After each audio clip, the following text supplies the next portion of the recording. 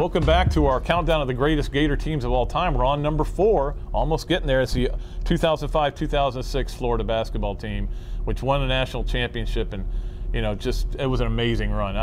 Joakim Noah is still one of my favorite guys ever to deal with, but to do what they did, I don't think anybody really expected it. Certainly at the beginning of the season didn't expect it. Yeah, it was unbelievable when you take a look at, I remember Lindy's that year in preseason picked them 5th in the SEC East.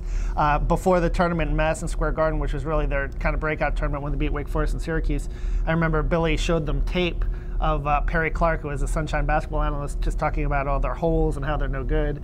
So they really kind of fed off that, got off to that great 15-0 start to the season, and you know, just kind of rode it from there. Had a little lull in February, but of course regrouped in March and picked it together. Well, you know, one thing was winning that SEC tournament. That was in Nashville, right? Yeah. Yep. They won it up there, and their nemesis was South Carolina, and almost was again. But I remember after he blocked the last shot, Joakim running over to Billy and grabbing him, and he's like, "My back is killing me."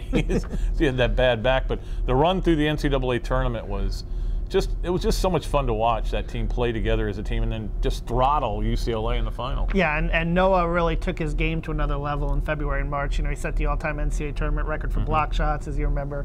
He had that 37-point game against Georgia in March. I mean, he just really, you know. That was when his grandfather was there, too. Yeah, exactly, and unbelievable. And, of course, you know, the backcourt very underrated with Torian Green and Lee Humphrey, you know, both being exceptional perimeter shooters. That's the thing about that group, that they just had that great balance and depth on the floor. You had Corey Brewer, the slasher, great defender, you know, Green and Humphrey, and then, of course, up front, Horford and Noah banging like crazy. Yeah, remember Humphrey made that 4-point play in the title game.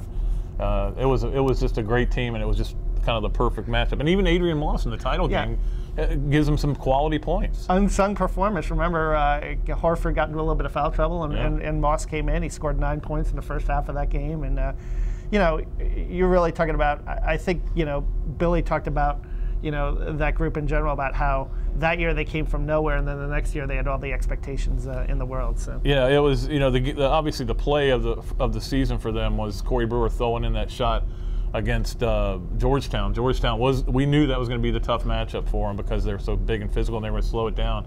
But he throws in the shot without even looking and gets fouled on the play, and that won the game. And then comes down the other end, slips. They have a 3-pointer to win, or to tie or win. I think it was win, and it bangs out. And so they were fortunate. And like Billy said, yeah, if that shot goes in, I'm out in the round of 16. Everybody says I'm still a lousy coach. Yeah, exactly. Sometimes you need those kind of breaks. And, of course, you know, they came to the Elite Eight against Villanova, a team that had beaten them a year before in the NCAA tournament.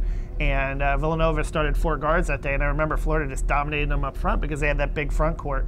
And Villanova's quickness can, you know, counter Florida's size. It was kind of that battle, and Florida's size won out. Yeah, who was the guy that was on that team? I'm going blank on him, but he was dangerous. He's in the NBA now. Kyle Lowry. Yeah. Houston Rockets guard, and Mike Nardi and Randy Foye. Foye was, I think, my recollection is he had a huge game, and he was about all they had, but they were able to stop Lowry, actually, and did a good job on him.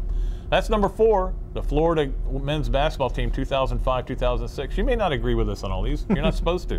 But we'll come back with number 3 next time. Till then, Kevin Brockway, Pat Dooley saying so long.